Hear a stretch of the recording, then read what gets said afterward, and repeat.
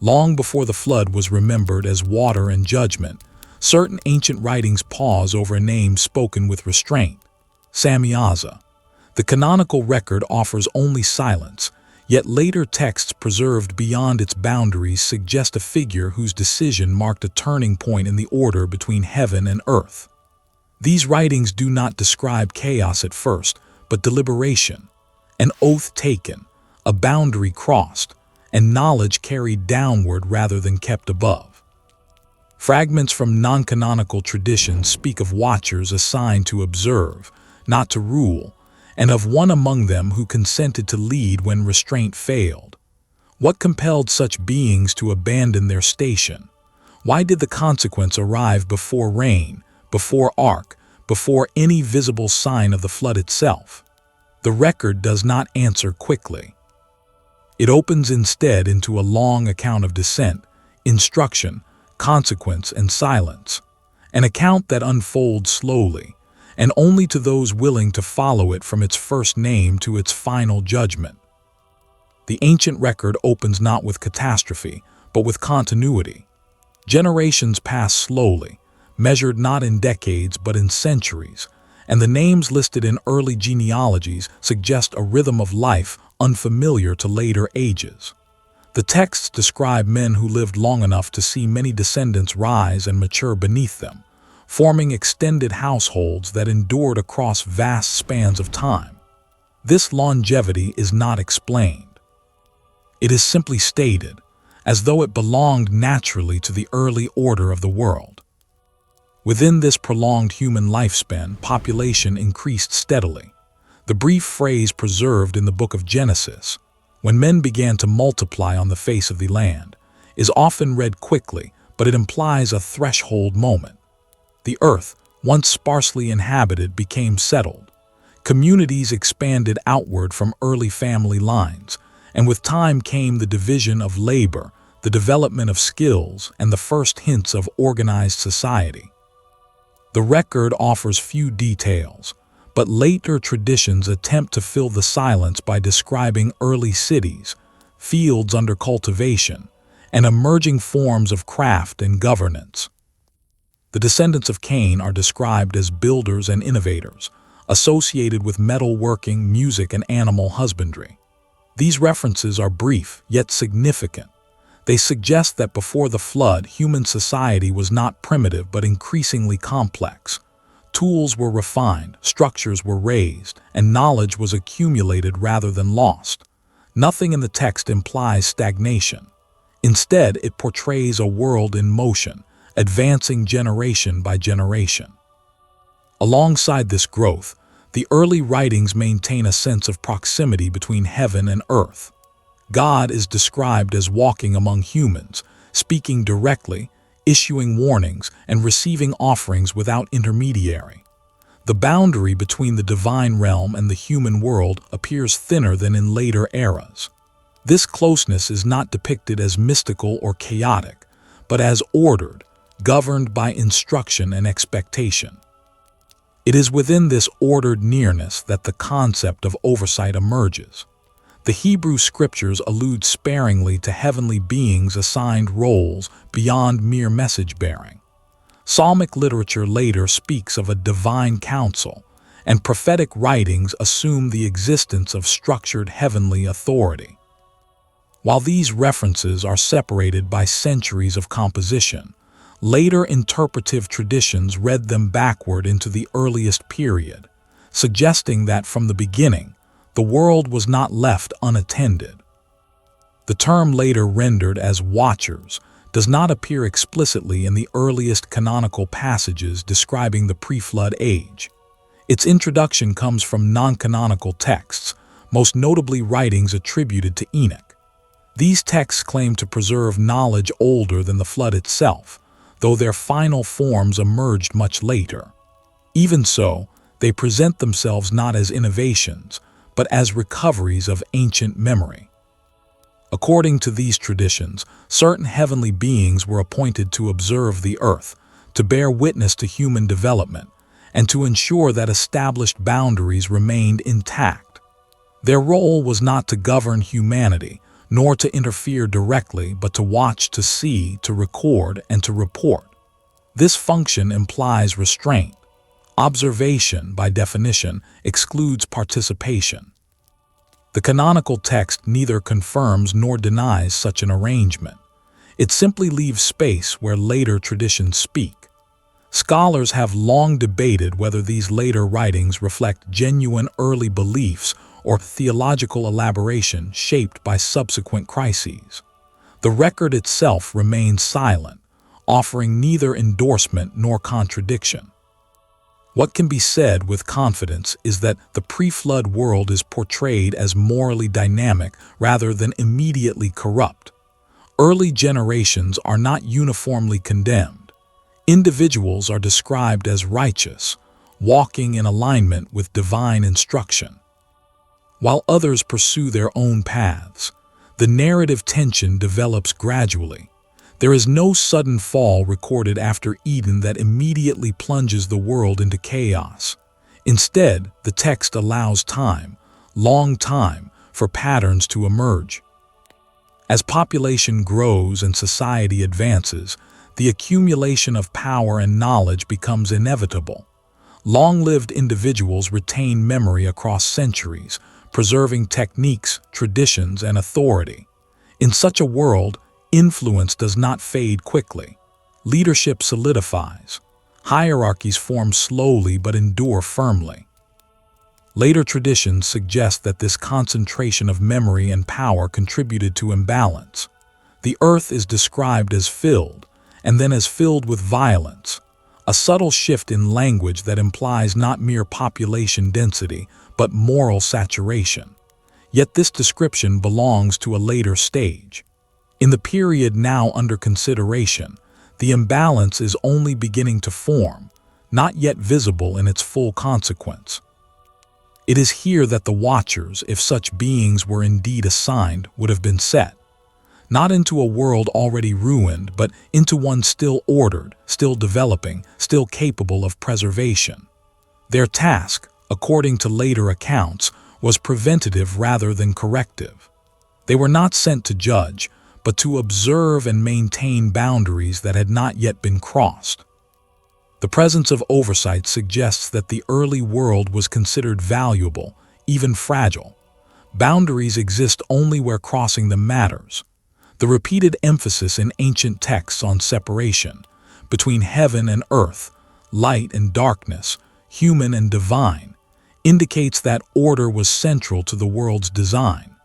Any role established to guard that order would have carried significant weight. Yet the biblical text does not dramatize this period. It offers no extended description of daily life, no detailed account of governance, no vivid portrayal of early cities. Instead, it moves steadily forward, marking time through generations, recording births and deaths with restrained consistency. This literary restraint contributes to the sense of inevitability that later emerges. The narrative does not rush toward judgment. It allows the world to reveal itself slowly. By the end of this early phase, humanity stands numerous, knowledgeable, and increasingly autonomous. The earth is full, not empty. Heaven remains near but not intrusive. If watchers were present, they observed a world approaching a threshold, still ordered, yet under strain from its own expansion. The texts do not yet speak of transgression between realms. They do not accuse heavenly beings or condemn humanity outright. They simply prepare the ground. What follows arises not from sudden rebellion, but from prolonged exposure, to growth, to desire, to the gradual erosion of restraint. The record pauses here, at the edge of complexity, before the first descent is described. At this stage in the record, the narrative attention begins to narrow. After generations of measured listing and restrained description, the text introduces a subtle change in focus. Attention shifts from lineage alone to condition. The world is no longer described merely as populated, but as observed. The language used suggests assessment rather than action, as though the accumulation of life and knowledge has reached a point where it must be weighed. The phrase preserved in Genesis, "The sons of God saw that the daughters of men were beautiful," appears abruptly and without explanation. The text offers no introduction of these beings, no clarification of their nature, and no immediate judgment. This ambiguity has long unsettled interpreters. Some later traditions understand the phrase metaphorically, others genealogically.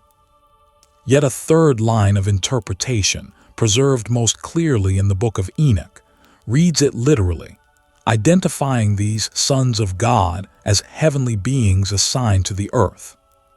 What matters for the narrative at this point is not resolution, but placement. The phrase appears precisely when the world is described as full, ordered, and advanced. It does not occur during humanity's infancy, nor in the immediate aftermath of Eden. It emerges only after long development, when boundaries have been tested indirectly through growth, but not yet crossed openly. The Enochic tradition interprets this moment as the failure of restraint. According to these writings, the Watchers had long observed human society, its structures, its beauty, its capacity for creation. Desire is described not as sudden, but as gradual, born from prolonged proximity rather than immediate rebellion. This framing does not excuse the transgression, but it shifts its origin from chaos to familiarity. From a literary standpoint, this is significant. The ancient texts consistently portray great disruptions not as random eruptions, but as consequences of sustained imbalance. Eden falls through disobedience. The flood follows accumulation. In the same pattern, the descent of He Watchers, as later traditions recount it, follows long observation rather than impulsive defiance. The canonical text remains spare. It records the unions briefly and moves on. The non-canonical expansions, however, linger on motive and process.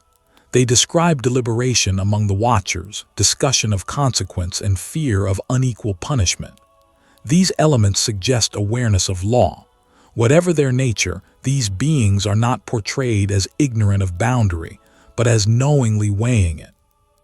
This awareness reinforces the sense that the pre-flood world was governed by order rather than whim. Rules existed, assignments were understood, consequences were anticipated. The transgression, when it comes, is therefore framed as willful rather than accidental.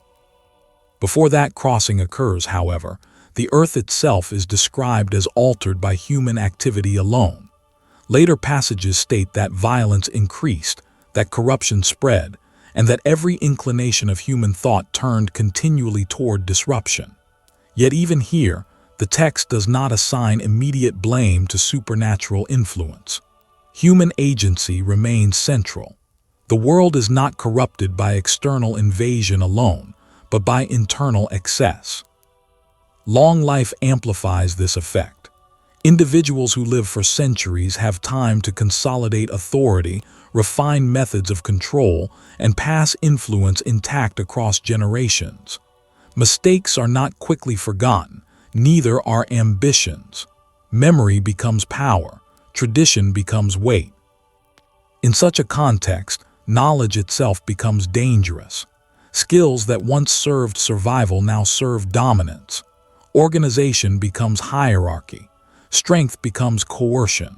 The later traditions that attribute forbidden knowledge to the Watchers, metallurgy, weaponry, enchantment, calculation, gain narrative force precisely because humanity was already capable of amplifying such gifts. The world into which the Watchers are said to descend is therefore not naive.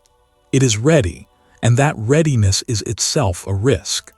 Boundaries are most vulnerable not when they are unknown, but when they appear unnecessary. By the time the narrative approaches the moment of transgression, the earth is described as filled, not only with people, but with consequence. The ancient language suggests saturation. There is no untouched space left, no margin for error. Any disruption now will spread quickly and irreversibly. The silence of the canonical text regarding the Watcher's assignment becomes, in this light, part of its gravity. It does not need to describe them in detail, because the focus remains on the world's condition. The emphasis is not on who crossed the boundary, but on the fact that a boundary existed and was crossed. The Enochic writings claim to preserve the missing account, the deliberations, the descent, the names.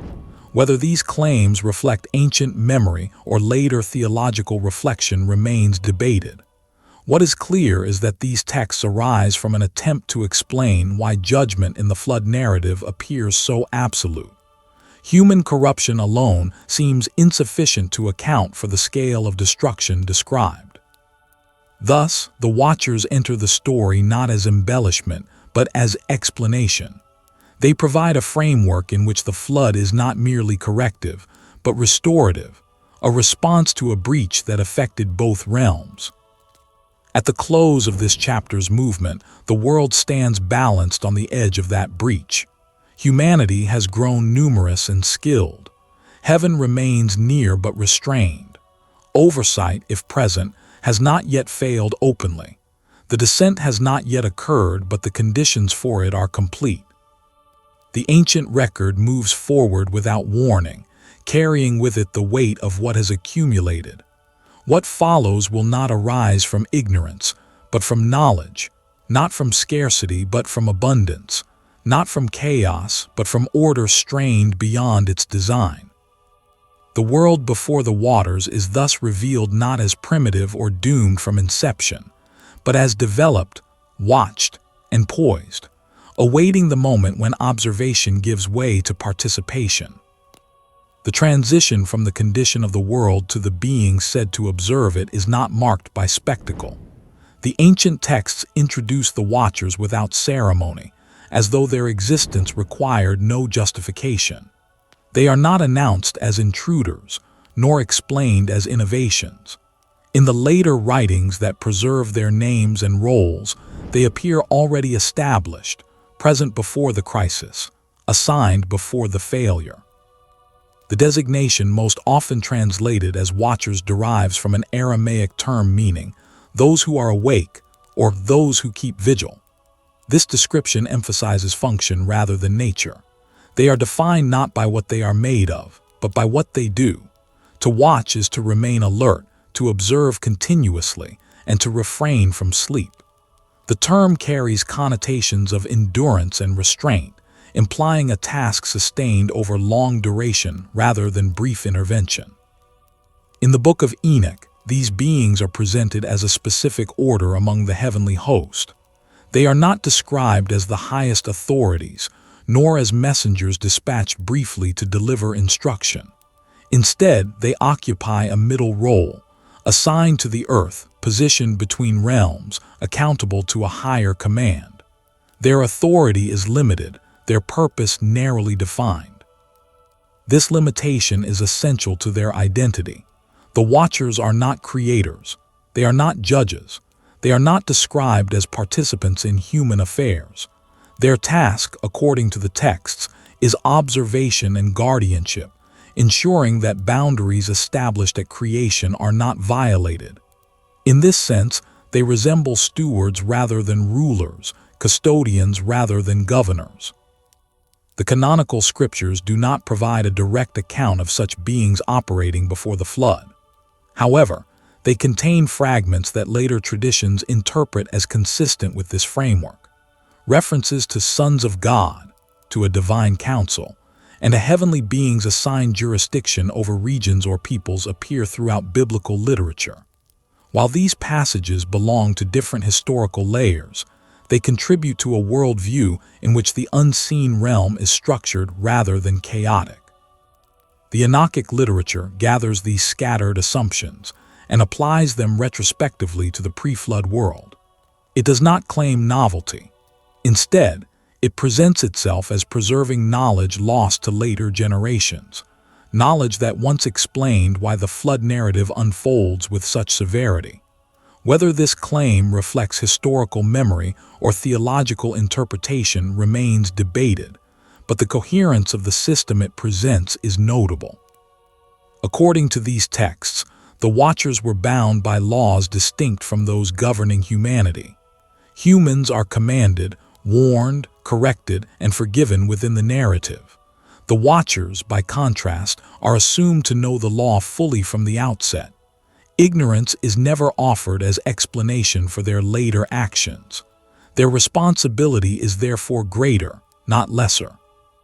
This asymmetry of obligation shapes how later judgment is understood. Humanity errs gradually, shaped by environment, desire, and limitation. The Watchers, however, are portrayed as violating a trust. Their failure is not developmental, but categorical. They cross a boundary they were appointed to preserve. Before that failure, however, the texts emphasize their restraint. Long periods pass in which no interference is described. The Watchers observe humanity's growth, its beauty, its creativity, and its violence without direct involvement. Their presence is silent. This silence reinforces the sense that the early world was allowed to unfold freely, under supervision but not control. The idea of guardianship without governance is central here. Guardians exist not to direct every outcome but to prevent catastrophic deviation. Their success is measured by absence, by what does not happen. As long as boundaries hold, their work remains unseen. The texts also suggest that the Watchers were numerous, organized, and hierarchical. Leadership exists among them, though it is portrayed as functional rather than absolute. Decisions are made collectively. Responsibility is shared. This structure becomes significant later when shared decision-making is used to distribute guilt.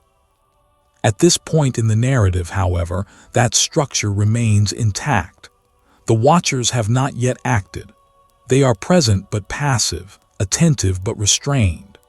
The world below continues its development under their observation, unaware of the Watchers above, just as later humanity remains unaware of the Watchers' fate. The restraint of the Watchers mirrors the restraint of the text itself. Details are withheld. Names are not yet given. Motives are not explored. The narrative maintains distance, reflecting the separation it describes. Heaven and earth remain distinct, connected by oversight but divided by law. This separation is not portrayed as hostile, it is presented as necessary. The order of creation depends on boundaries, and boundaries depend on those assigned to guard them. The Watchers, in this early phase, fulfill their role simply by remaining where they are. As the chapter moves forward, the tension does not arise from action, but from proximity. The longer observation continues, the more knowledge accumulates, knowledge of humanity's form, its desires, its capacities. Observation itself becomes a form of exposure. The ancient texts do not yet accuse the Watchers. They simply place them in position. What follows will emerge not from chaos, but from order strained by duration. The Watchers remain awake. The world below continues to grow. The boundary holds, but it does so under increasing pressure. The record pauses here, with the Watchers defined by restraint, their role established, and their failure not yet imagined. As the ancient narrative advances, the Watchers remain defined less by action than by position. Their placement between realms establishes them as witnesses to a world unfolding beneath their gaze. This placement is not temporary. The texts imply duration, an assignment without a fixed end, bound to the long arc of human development rather than a single event. Watching, in this sense, becomes a burden of continuity. Later traditions emphasize that the Watchers were not isolated individuals scattered without coordination. They functioned as a body, sharing responsibility and accountability. Their unity is presented not merely as organizational convenience, but as a safeguard. Collective oversight was meant to prevent deviation by ensuring that no single being acted independently of the whole. This structure suggests that the risk of failure was known, even anticipated, and that measures were in place to prevent it. The laws governing the Watchers are described as distinct from those governing humanity. Humans are shaped by command and consequence, often learning through error. The Watchers, by contrast, are portrayed as beings who possess understanding prior to experience. They do not learn obedience, they embody it. Their obedience is assumed, not cultivated. This distinction deepens the gravity of any future transgression, for it cannot be attributed to ignorance or immaturity. In the Enochic account, the Watchers are described as having knowledge of the cosmic order, of the separation between realms, of the limits placed upon interaction, and of the reasons for those limits. The boundary between heaven and earth is not arbitrary. It preserves balance. Heaven remains uncorrupted by mortality. Earth remains free from domination by immortal power. The Watchers exist to ensure that this balance is maintained, not altered. The restraint required of them is therefore absolute. Unlike humans who are permitted to multiply, to govern, and to shape the earth, the Watchers are forbidden from participation. They may see but not touch. They may know but not teach. Their authority lies in prevention, not engagement. This prohibition is not framed as punishment. It is simply the nature of their role. The texts do not suggest resentment or dissatisfaction at this stage. There is no hint of rebellion, no accusation of injustice. The Watchers are not depicted as prisoners of heaven, but as servants of order. Yet the longer the Watchers observe, the more they become acquainted with the human condition. The texts imply familiarity, not intimacy, but recognition. They witness birth and death, labor and rest, devotion and violence. Over centuries of human time, these observations accumulate. The Watchers do not forget, and they do not age as humans do. What humans experience as generations, the Watchers experience as continuity. This difference in perception introduces tension. Human beauty, growth, and creativity are described as increasingly visible. The world below becomes not only populous but expressive. Language develops, music emerges, artisanship advances. The earth becomes adorned with human presence. The texts do not suggest that the Watchers were unmoved by this development. They suggest that it was precisely this visibility that tested restraint. Still, the narrative does not accuse observation itself. Watching is not the transgression. The Watchers are faithful to their role as long as observation remains detached. The boundary does not erode simply because it is seen. It erodes when seeing becomes desiring, and desiring becomes justification. The ancient texts are careful here. They do not portray the Watchers as overwhelmed by impulse. Instead, they emphasize deliberation. Later writings describe discussion among them, consideration of consequence, and fear of unequal judgment. These details indicate awareness and agency. The Watchers know the law. They foresee the cost. Their eventual failure, therefore, is not portrayed as accidental. At this point in the story, however, failure has not yet occurred. The Watchers remain guardians. Their assignment stands, heaven and earth are still divided by law. The boundary holds not because it is untested, but because it is upheld. The presence of Watchers also reframes the understanding of divine patience in the pre-flood narrative. Judgment does not fall immediately when corruption begins to spread. Oversight remains in place. Observation continues. The system is allowed time to correct itself. The existence of guardians implies that the world was not abandoned to inevitable collapse. This patience heightens the severity of what will follow. When restraint finally breaks, it does so not in a vacuum, but in defiance of structure, law, and prolonged opportunity for fidelity. The Watchers' role as guardians makes their eventual descent more than a personal failure. It becomes a systemic breach. As Chapter 2 draws toward its close, the Watchers stand fully defined. They are awake, appointed, restrained, and aware. They have not yet crossed any boundary, nor taught any forbidden knowledge, nor altered the course of humanity. They remain what their name implies, observers. The narrative tension now lies not in what they have done, but in what they are capable of doing. The world below is ready. Knowledge has accumulated. Desire has form. Authority exists. The boundary remains, but it is no longer distant. The record moves forward from definition to decision. What has been established here, the role, the law, the restraint, will determine how the next movement is understood. The descent, when it comes, will not be misunderstood as confusion. It will be recognized as choice. The narrative advances from collective presence to individual identification without ceremony. The name Samyaza enters the record not through the canonical genealogies of humanity, but through later writings that seek to preserve what the earlier text leaves unspoken. His appearance is not framed as revelation, nor as accusation. It is presented as clarification, an effort to give form to responsibility within a structure already described. In the Book of Enoch, Samyaza is listed among the Watchers and identified as one who stood at their center. He is not introduced as their creator or their ruler.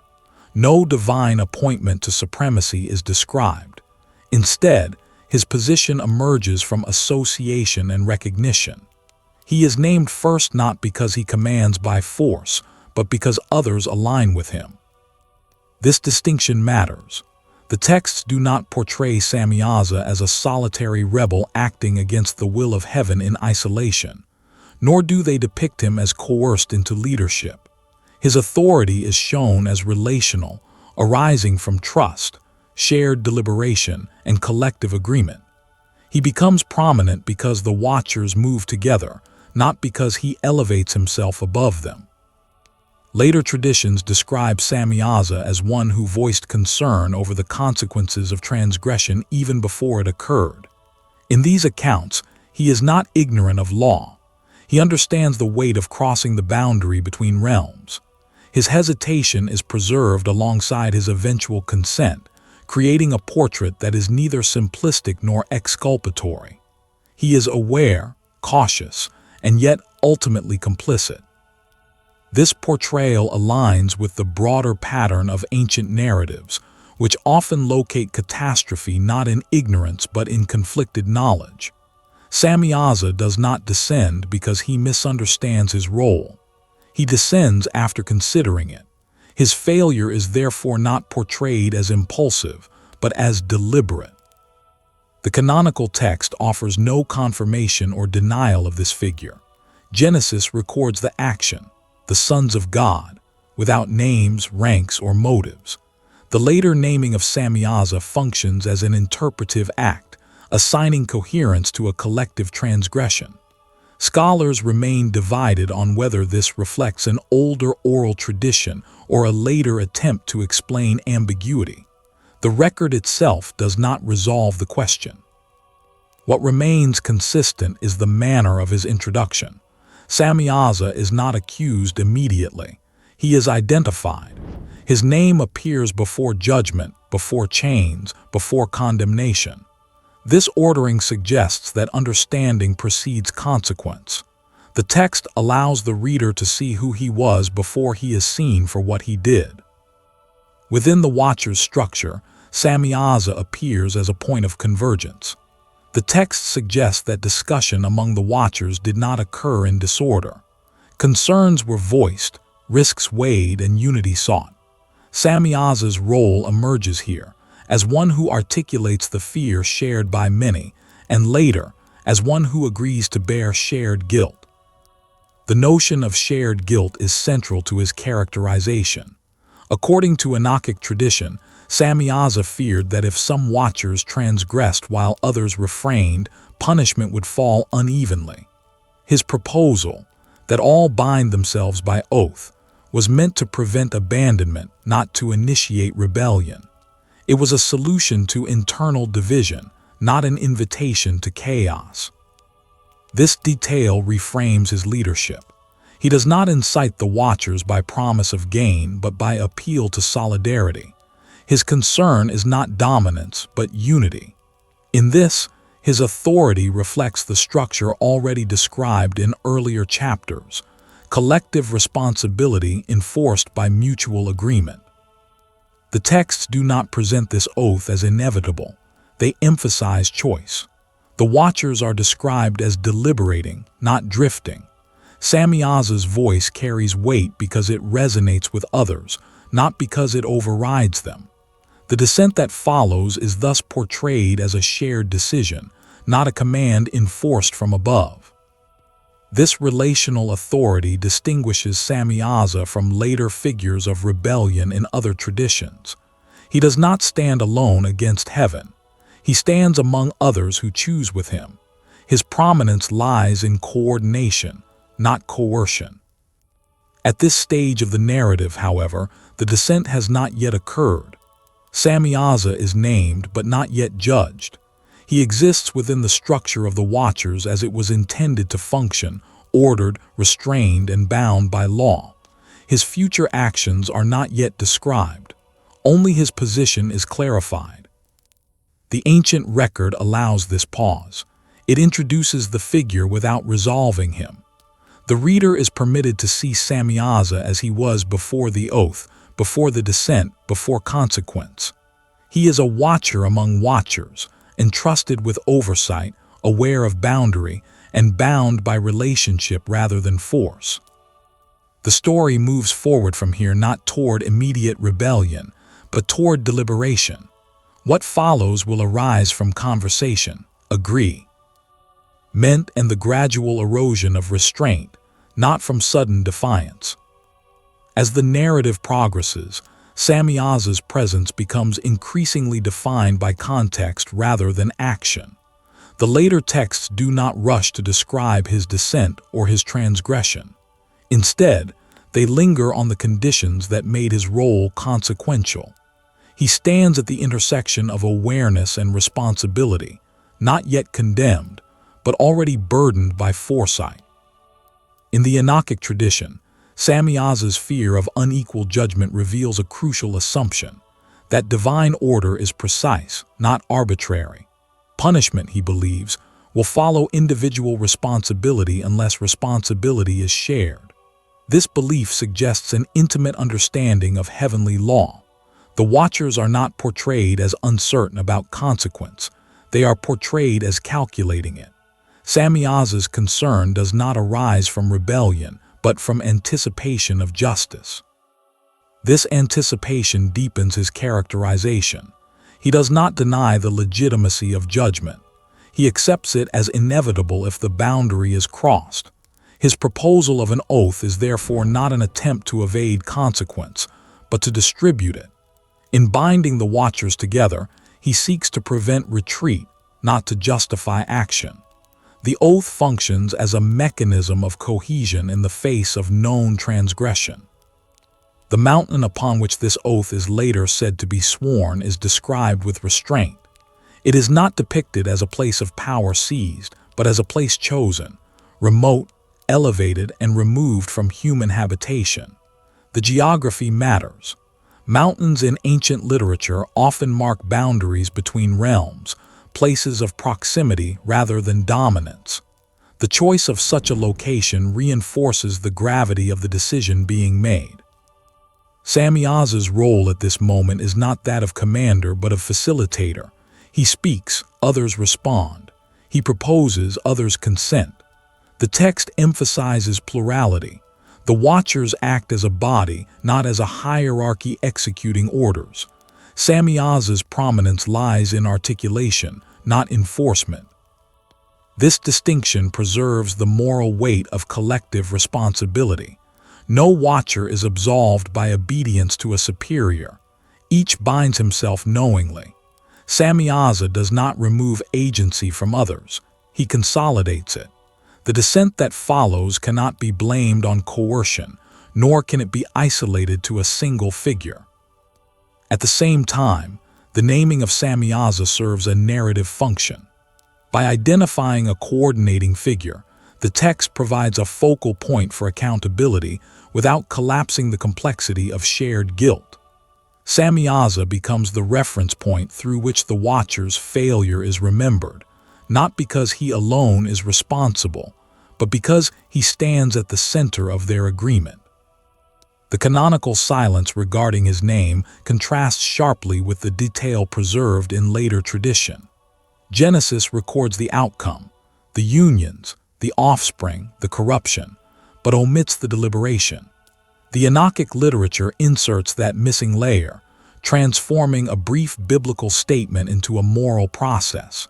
Whether this reflects ancient memory or later theological elaboration, it reshapes how the narrative is understood. Through Samyaza, the transgression is framed as conscious, structured, and communal. It is not the intrusion of chaos into order, but the misuse of order itself. Systems designed to preserve boundaries become instruments for crossing them.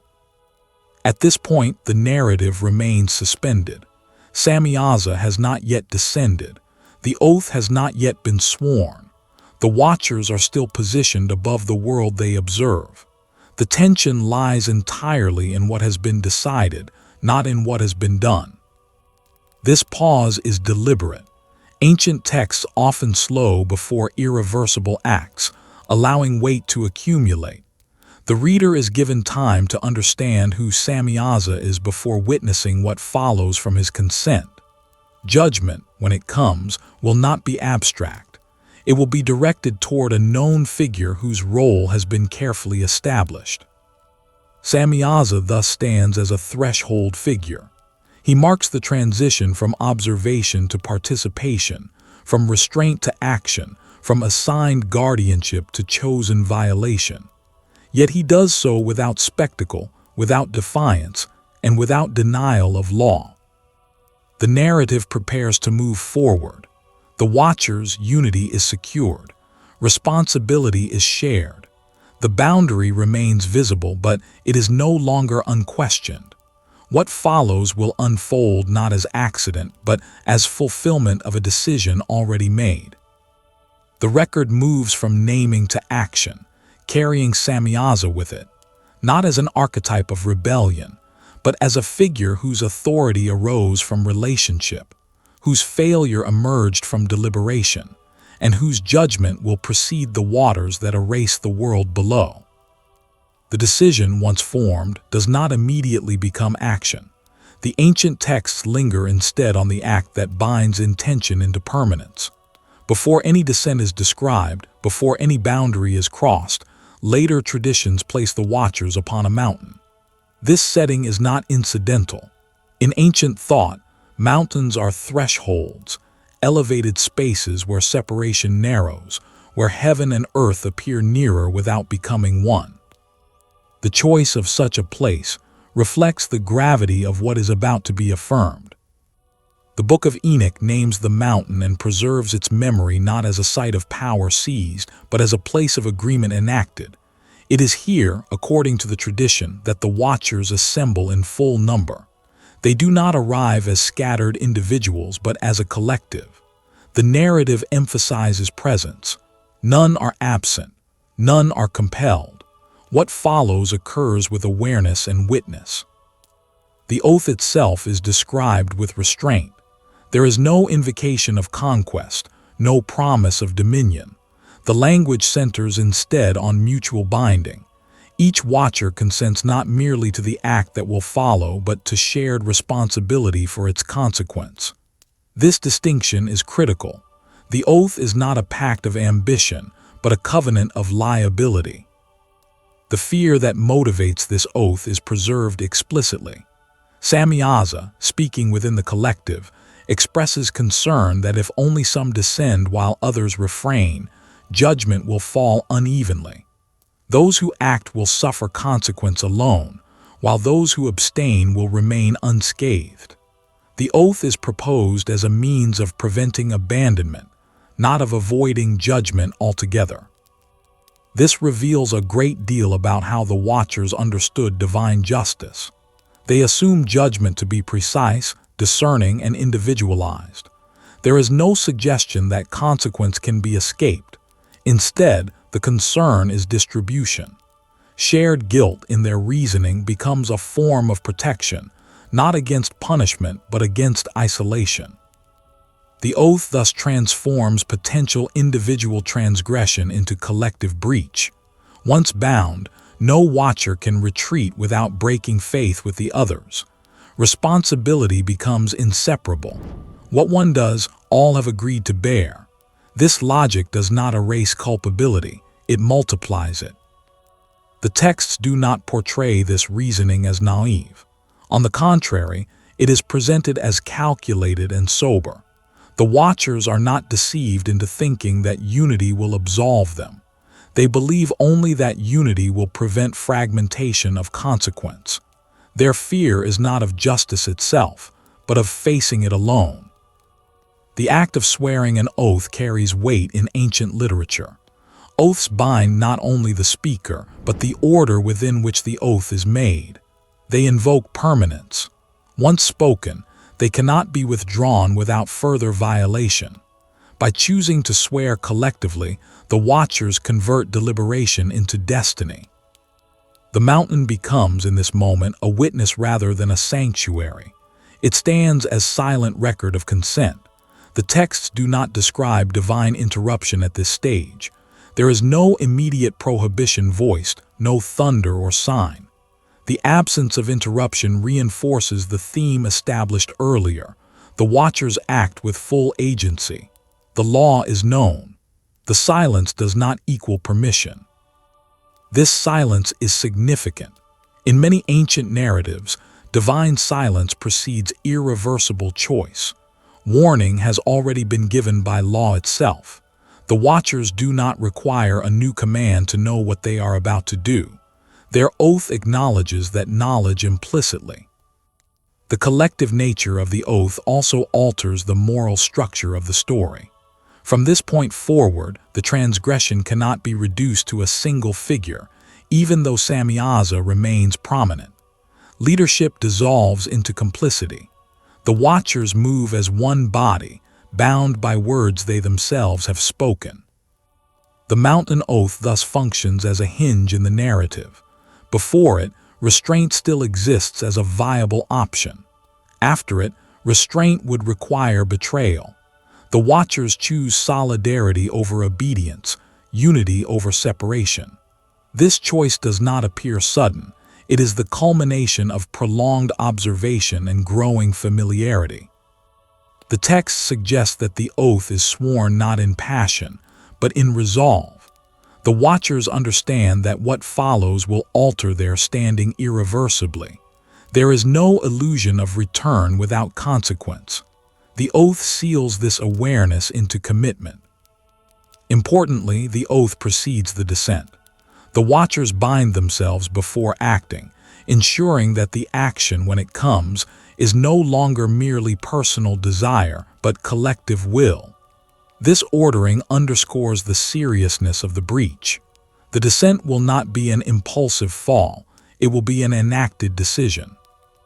At this moment in the narrative, the world below remains unchanged.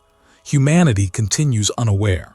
No forbidden knowledge has yet been taught. No giants have yet been born. The corruption described later has not yet begun. All that exists here is agreement, spoken, binding, and irreversible. The ancient record allows the weight of this moment to settle. The oath does not need embellishment. Its power lies in its simplicity, a shared decision to cross a known boundary together, whatever the cost. The story now stands at the threshold of action. The watchers have bound themselves. The mountain has borne witness. What remains is descent, but that movement has not yet occurred. With the oath sworn, the nature of the watchers' situation changes irreversibly. What had existed as possibility becomes obligation. The ancient text suggests that from this point forward, the watchers are no longer merely considering transgression. They are bound to it. The oath does not compel action immediately, but it removes the option of withdrawal without further violation.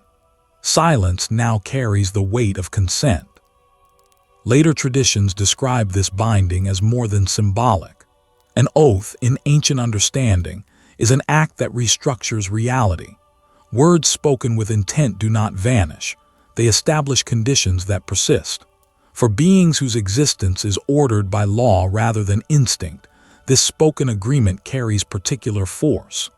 The Watcher's oath becomes a secondary law, self-imposed yet binding, layered atop the divine command they are preparing to breach. The logic of shared guilt becomes clearer at this stage. The Watchers do not believe that unity will mitigate judgment. Instead, they fear division more than consequence. Isolation in their reasoning represents the greater danger. To stand alone under judgment would mean not only punishment, but abandonment, separation from the order to which they belong.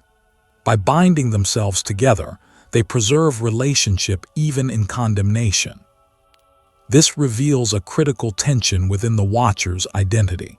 They are beings defined by order, hierarchy, and belonging. To be cut off individually would fracture the structure that defines them. Shared guilt becomes a way of preserving coherence at the cost of obedience. They choose to fall together rather than remain divided by faithfulness.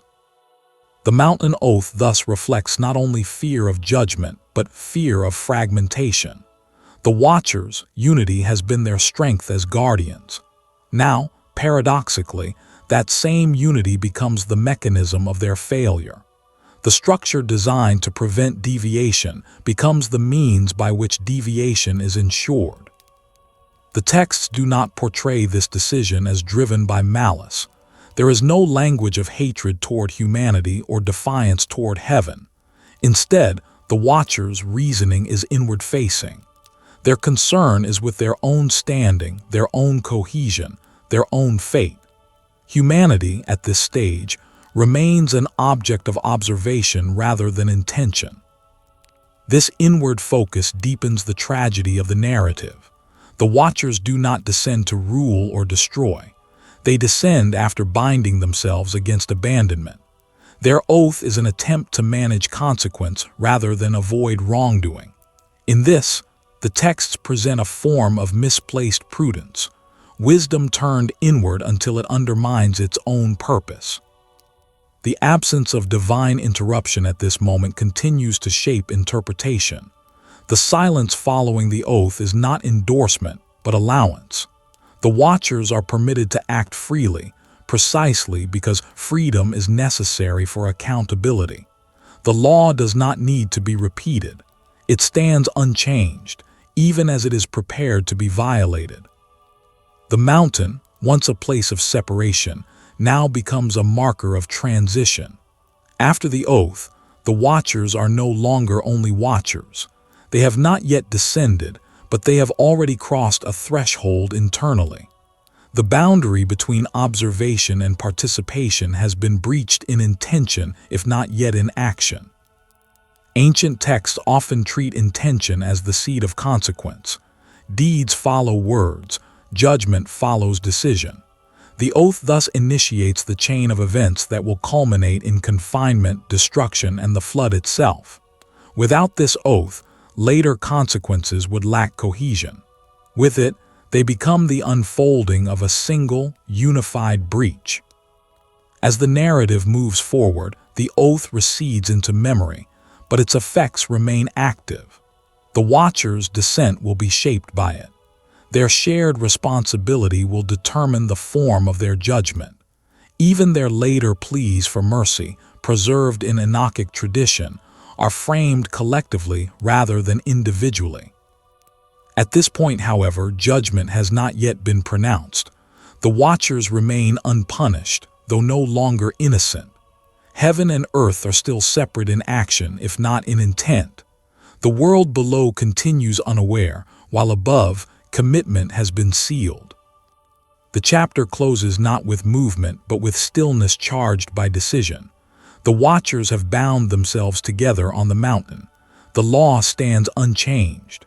The descent waits only for its moment.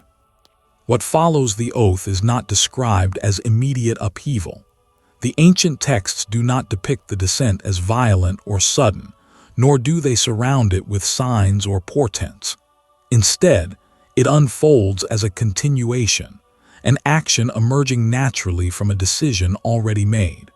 The Watchers move downward not as conquerors, but as participants crossing a boundary they have already accepted as broken. Later traditions describe the descent as deliberate and ordered. The Watchers do not scatter across the earth at random. They descend together, bound by the oath sworn upon the mountain, entering the human world with shared intent and shared consequence. The emphasis remains on sequence, decision, binding, descent. Judgment does not yet appear in the narrative, only action. The canonical text records this moment with stark brevity. The sons of God came in to the daughters of men. No explanation is offered. No motive is stated. The event is described as fact, not as commentary. The restraint of the language mirrors the restraint seen earlier in the genealogies. The narrative reports what occurred without interpretation, leaving later readers to grapple with its meaning. The non-canonical writings expand upon this silence. They describe unions formed between Watchers and human women, not as isolated incidents, but as a widespread outcome of the descent. These accounts do not frame the unions as symbolic or metaphorical. They present them as literal crossings of realm and nature. The Watchers, once observers, become participants in human generation. It is important that the texts place instruction alongside union. The descent is not solely physical. It is also intellectual. According to later tradition, the Watchers bring with them forms of knowledge previously withheld from humanity. This knowledge is not presented as inherently evil, but as premature and unbounded.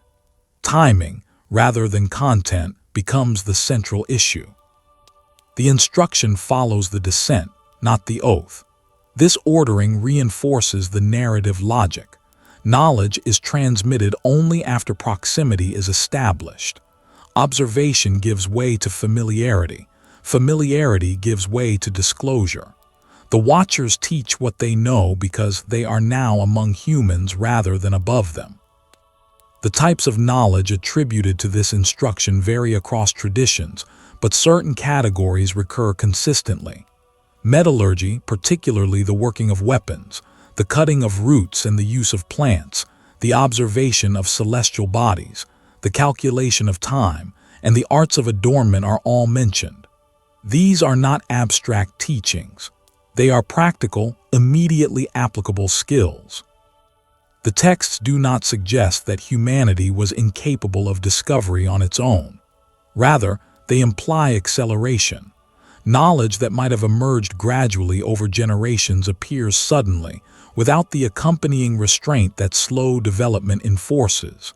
Skills outpace wisdom. Capacity outruns governance. The Watchers' instruction is not portrayed as malicious. There is no suggestion that they intend to corrupt humanity. They teach because teaching follows presence.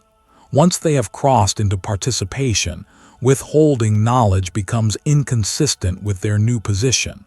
What was once forbidden becomes, in their reasoning, shared. This reasoning does not negate transgression. It explains its progression. The Watchers do not descend in order to teach. They teach because they have descended. The oath did not bind them to instruction explicitly, but it bound them to solidarity, and solidarity leads to shared experience. The unions themselves are described with restraint, but their consequences are emphasized. The offspring of these unions are depicted as distinct, larger, stronger, and more dominant than ordinary humans. The texts describe them as giants, not merely in stature but in presence. They occupy space disproportionately, both physically and socially. At this stage of the narrative, however, the focus remains on emergence rather than devastation. The giants are born, they grow, they consume. Their impact will be addressed later. For now, the emphasis is on sequence. Descent leads to union. Union leads to offspring, instruction accompanies both. The earth, once merely full, begins to change in character. The introduction of advanced knowledge alters patterns of power. The presence of beings born of mixed origin disrupts existing hierarchies. The balance observed earlier begins to strain. Still, judgment remains absent. The texts resist moral commentary at this point. They allow events to unfold. The watchers are not yet condemned. Humanity is not yet destroyed. The narrative remains descriptive, not evaluative. This restraint is deliberate. Ancient texts often delay judgment to allow consequence to reveal itself. The descent is not framed as the moment of ruin, but as the beginning of exposure. What was hidden becomes visible. What was restrained becomes active. The watch. RS have now crossed from oversight into involvement. Their knowledge flows downward. Their presence reshapes the world they were assigned to observe. The boundary between heaven and earth has been breached not by force, but by consent and continuity. The chapter pauses here, with descent complete and instruction begun, but with consequence still unfolding. What has been set in motion has not yet reached its weight. The narrative moves forward not toward immediate punishment, but toward accumulation. As the descent settles into duration, its effects deepen beyond the initial acts that marked it. The Watchers do not return upward after their first unions, nor do they limit their involvement to isolated encounters. The later traditions describe an extended presence, years measured in human time, during which the Watchers remain among those they once observed from above. Instruction continues, not as a single transfer of knowledge, but as a sustained relationship between teacher and recipient. This continuity matters. Knowledge given once can be resisted or forgotten. Knowledge reinforced becomes structure. The skills attributed to the Watchers spread through communities, reshaping daily life. Metalworking alters tools and weapons. Knowledge of plants changes medicine and consumption. Observation of the heavens refines calendars and seasons. Each instruction embeds itself into human systems, making reversal increasingly difficult. The texts emphasize that this knowledge does not arrive alongside restraint. The Watchers do not teach limits, only techniques. They offer capability without governance. Humanity receives power without the gradual formation of ethical frameworks that normally accompany slow development. The imbalance described later emerges here, not from a single act but from accumulation. The giants born of these unions grow rapidly. Later writings describe them as consuming disproportionate resources, drawing sustenance from the earth until scarcity emerges where abundance once prevailed. Their presence intensifies competition, not only through physical dominance, but through demand. The earth begins to strain under weight it was not prepared to bear. Violence, which earlier texts described as increasing, now takes clearer form. The giants, endowed with strength and longevity, are portrayed as enforcing dominance rather than stewardship. Their actions are not described in detail, but their effect is. The land becomes filled, then filled with bloodshed. This progression suggests escalation rather than immediate collapse. The Watchers' role in this escalation remains indirect but undeniable. They do not command the giants to destroy. They do not explicitly instruct violence. Yet by altering the conditions of the world, through knowledge, through offspring, through prolonged presence, they become implicated in outcomes they did not explicitly choose. At this stage, the narrative still withholds judgment. Instead, it traces consequence. The Watchers remain present, watching a world they have reshaped. Their earlier role as observers has not vanished. It has been inverted. They now witness the effects of their participation from within the system they altered. The canonical text mirrors this restraint. It records the existence of the Nephilim, notes their presence in those days, and moves forward. It does not dwell on their deeds. It assumes their significance without explanation, as though their impact was self-evident to the earliest audience.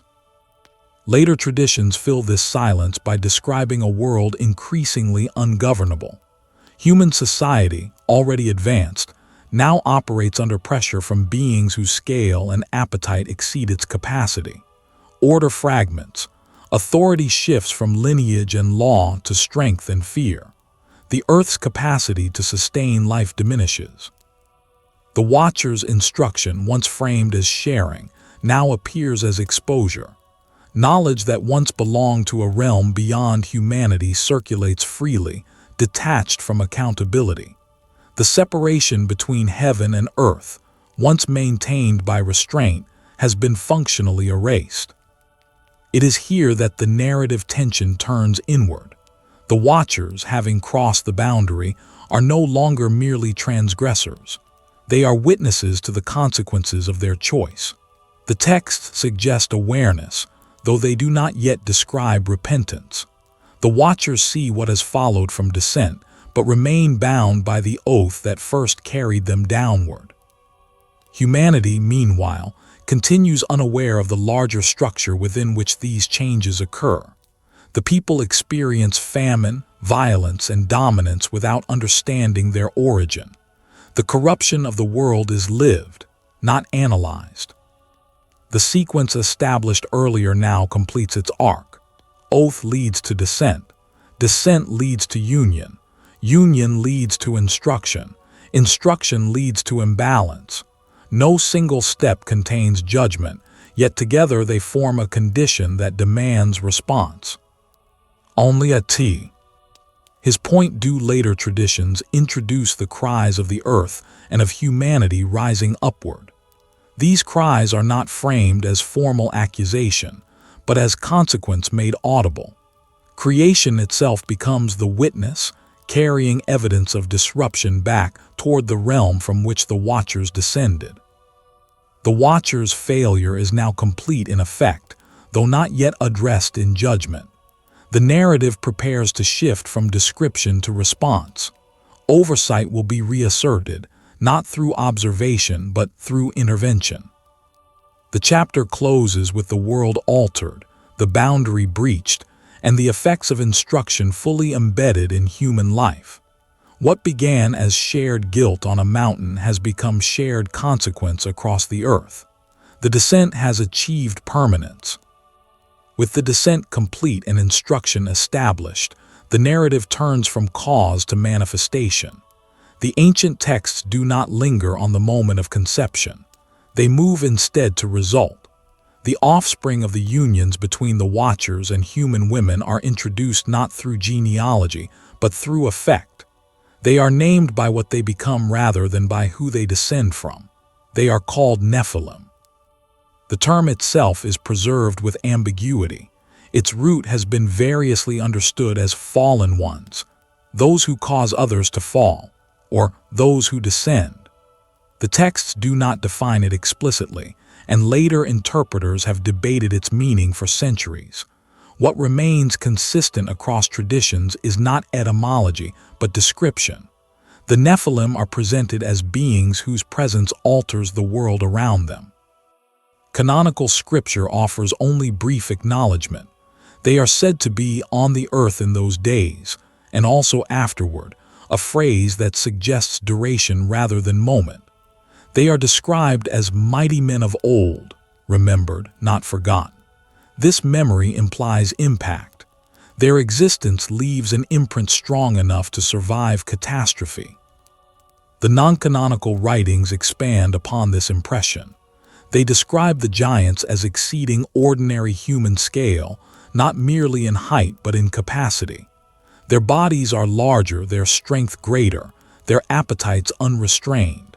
These descriptions are not uniform across all traditions, but they converge on the same theme: disproportion. The giants are not portrayed as malformed or unstable. They are functional beings capable of organization and dominance. Their growth is rapid, their maturity accelerated. Where humans require generations to consolidate power, the giants achieve it quickly. Their presence compresses social evolution, forcing rapid shifts in hierarchy. The ancient texts emphasize that this disproportion disrupts balance rather than order alone. The giants do not exist outside creation, they consume within it. Their needs exceed what the land readily provides. As their numbers increase, scarcity emerges. Resources once sufficient become strained. The earth, earlier described as full, now begins to show signs of exhaustion. Violence, already present in human society, intensifies under these conditions. The giants are depicted as enforcing dominance through strength rather than law. Later traditions describe them as consuming livestock, crops, and eventually humans themselves. These descriptions are not uniform in detail, but they consistently depict escalation. It is important that the texts do not present the giants as embodiments of pure evil. They are not demons in the later sense. They are offspring, beings produced through union rather than creation. Their violence is not framed as rebellion against heaven, but as consequence of imbalance. They act according to their nature, a nature that does not fit within the limits of the world they inhabit. This distinction matters. The giants are not judged in isolation. Their existence is itself the disruption. They represent a crossing of categories, neither fully human nor fully heavenly, yet bound to the earth. Their bodies anchor what should not have been anchored. Their mortality binds what should not have been bound. The Watcher's role in this development remains indirect but foundational. They do not guide the giants' actions. They do not restrain them. The text suggests that once born, the giants operate autonomously. The Watchers observe what they have produced, but do not govern it. This absence of governance compounds the disruption. Authority over the giants does not exist. Human systems cannot contain them. Heavenly systems no longer oversee them. They exist between orders without belonging fully to either. This liminality becomes their defining trait. The ancient descriptions focus repeatedly on consumption. The giants consume land, animals, and people. This emphasis reflects more than physical appetite. It represents imbalance embodied. The giants take more than they can replenish. Their presence accelerates depletion. The Earth's capacity is exceeded not gradually, but rapidly. At this point in the narrative, the language describing the world shifts. Earlier texts spoke of multiplication. Now they speak of corruption. The transition is subtle but deliberate. Corruption does not imply instant ruin. It implies decay from within. The giants are not portrayed as invaders but as accelerants. The memory of the giants persists beyond their immediate era. Later biblical passages refer to tall peoples encountered after the flood, though the texts do not clearly identify them with the Nephilim. Whether these references preserve cultural memory or literary echo remains debated. What is clear is that the concept of giants becomes associated with fear, displacement, and threat to order. In the pre-flood narrative, however, the giants are not yet framed as enemies to be defeated. Why are conditions to be endured? Humanity does not yet resist them effectively. The imbalance they introduce overwhelms existing structures.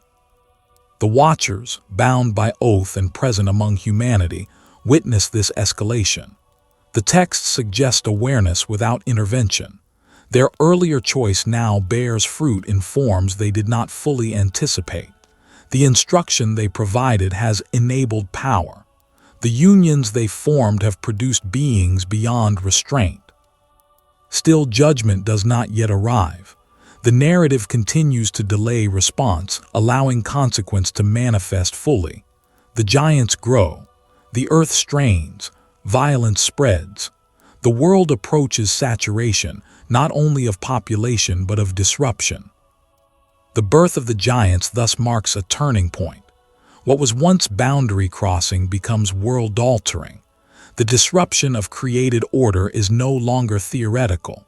It is embodied, consuming, and irreversible by human means. The record pauses here, with the giants established not as mythic exaggeration, but as agents of imbalance whose existence demands response from beyond the earth itself. As the giants spread across the earth, their influence reshapes the meaning of power itself. The ancient texts suggest that strength, once bounded by human limitation, now operates without proportional check. Authority begins to detach from lineage, wisdom, or continuity of tradition and attaches instead to physical dominance. Those who can take do, those who cannot endure.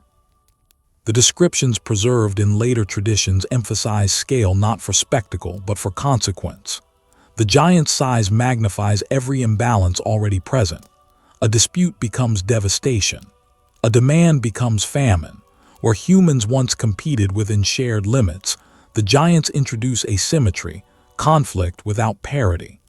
The created order, structured around balance and replenishment, begins to fracture under demands it was never meant to sustain.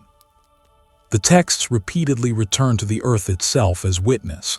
Crops fail, animals diminish, blood is shed.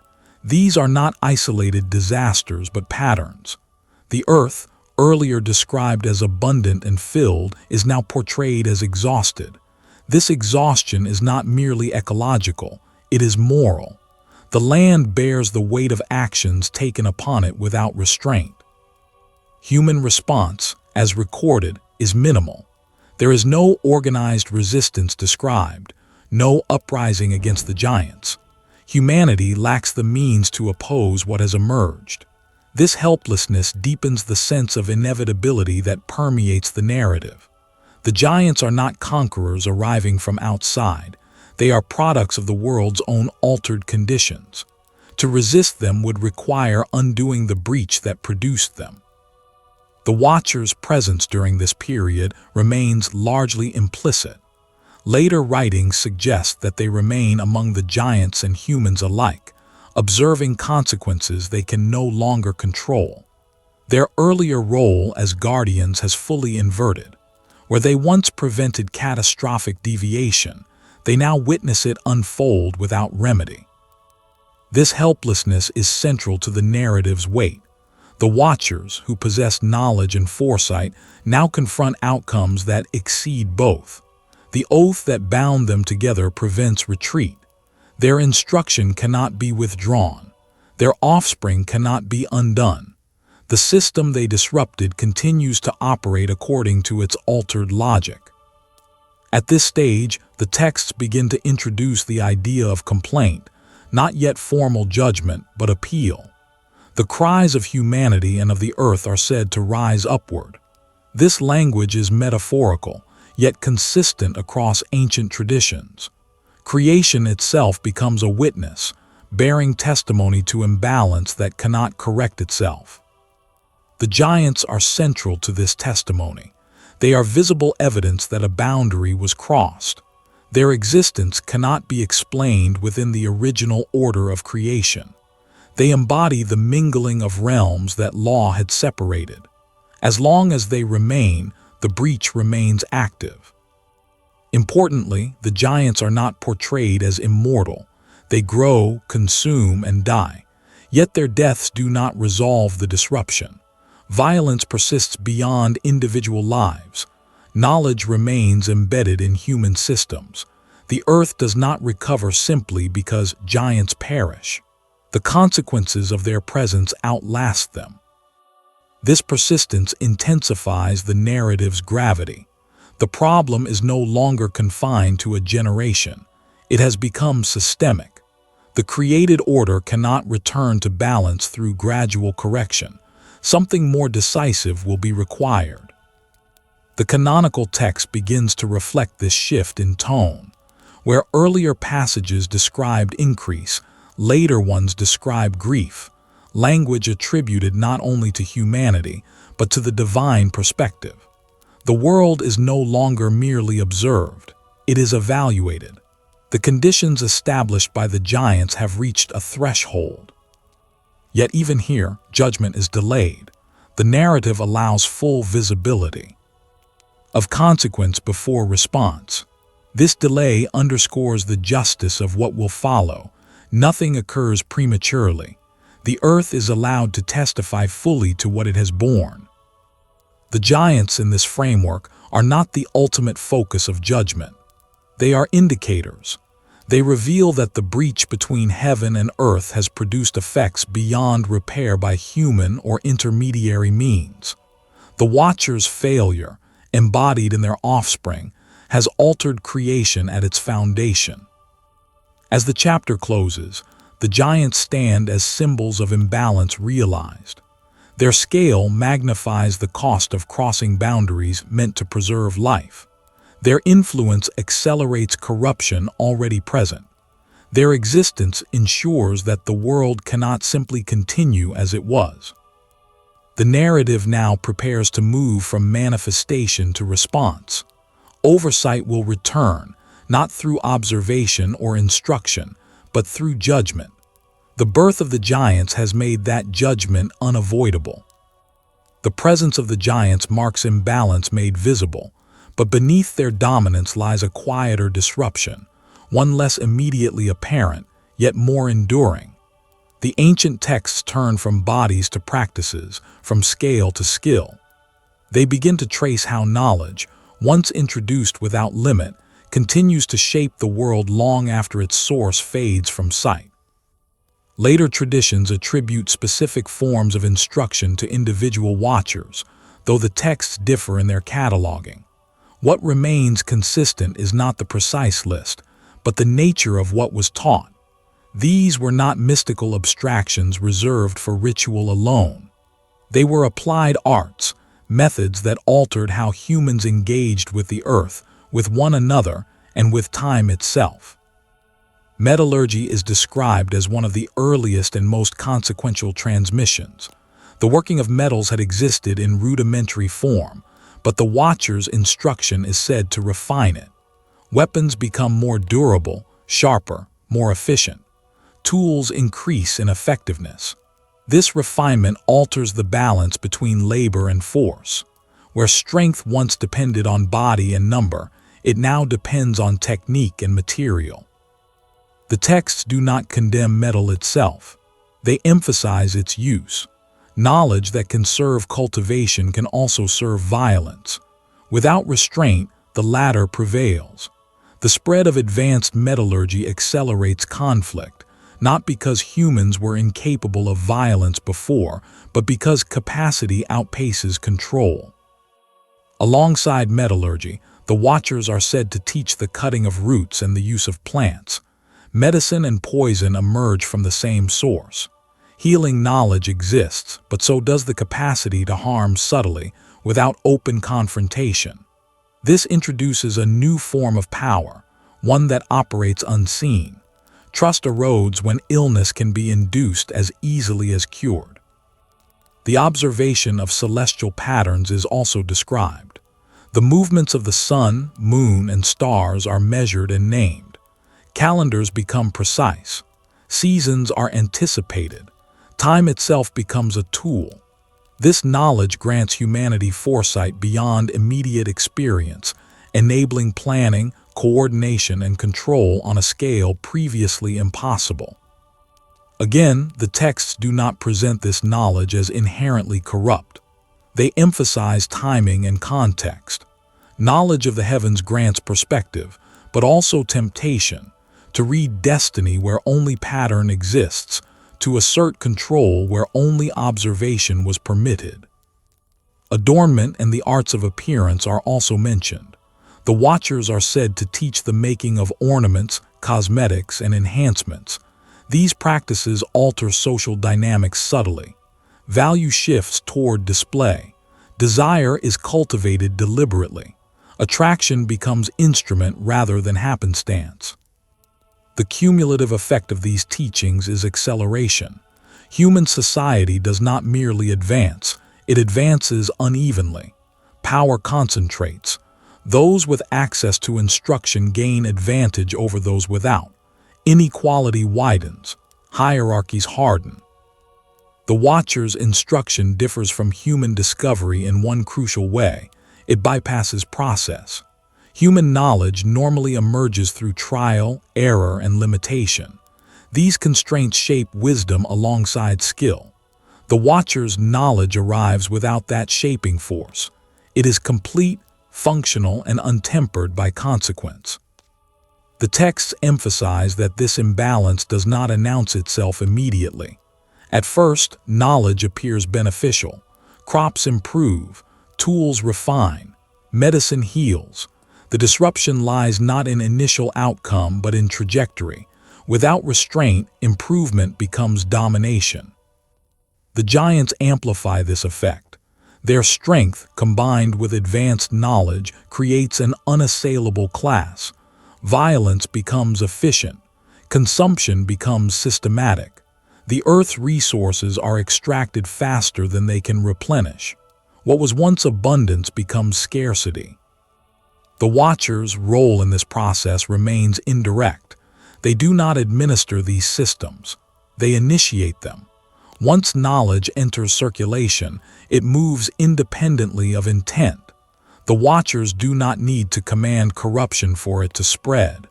They have altered the conditions under which corruption thrives. The canonical text reflects this shift through language rather than detail. It speaks of thoughts becoming continually bent toward harm. This phrasing does not attribute corruption to ignorance, but to direction. Knowledge shapes intention. Capability shapes desire. At this stage, the world exhibits complexity without coherence. Systems exist but lack integration. Power exists but lacks accountability. Knowledge exists but lacks wisdom.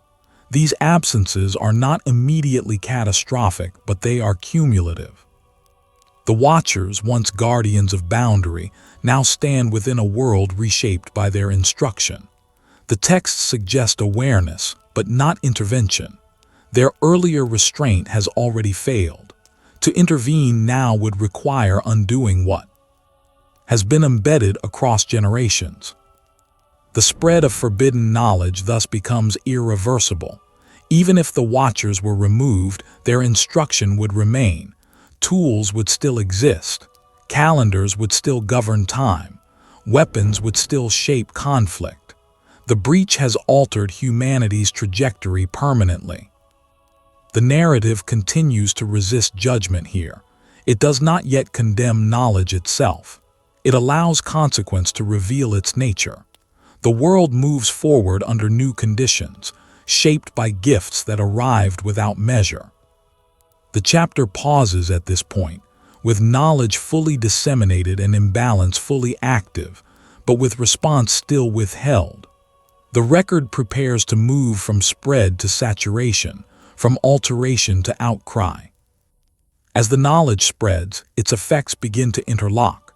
No single discipline operates in isolation. Metallurgy enhances weaponry. Celestial calculation organizes campaigns and seasons. Medicinal knowledge preserves warriors and poisons rivals. Adornment reshapes desire and allegiance.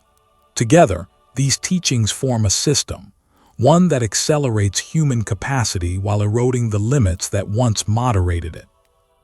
The ancient texts imply that this system matures quickly. What might have taken centuries to stabilize now consolidates within a few generations.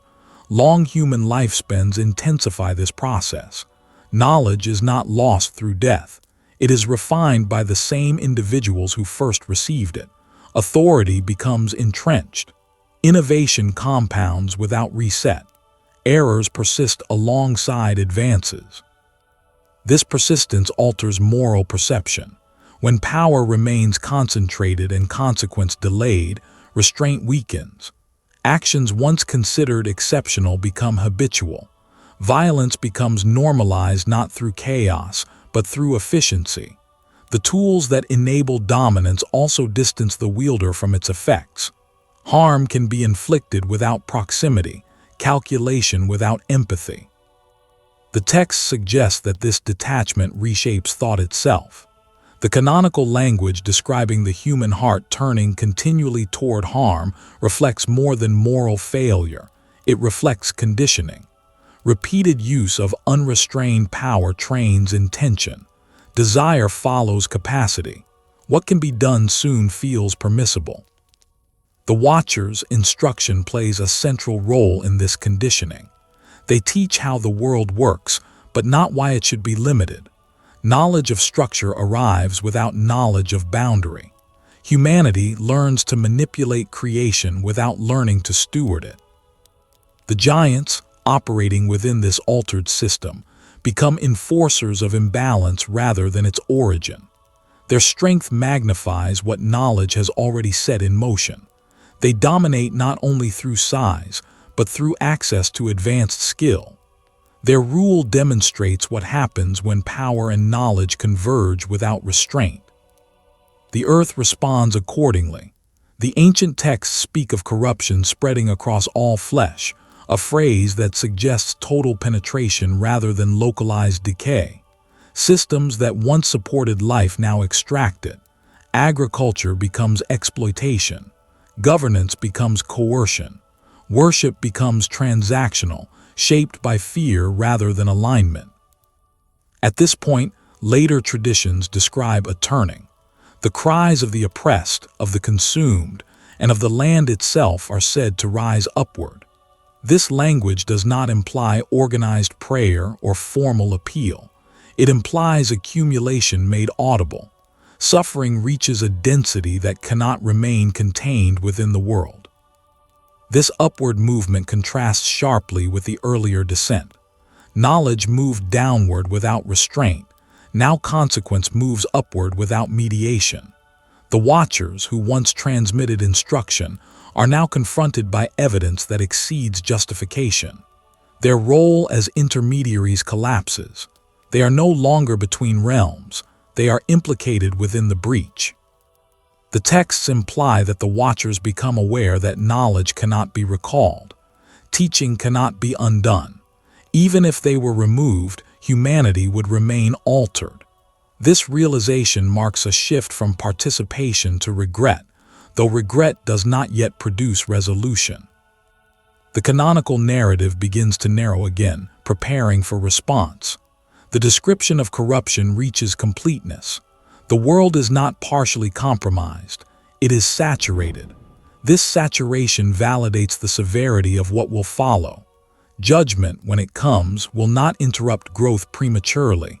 It will respond to a condition fully realized. Knowledge without restraint thus emerges as the deeper crisis beneath visible violence. The giants draw attention, but the embedded systems endure.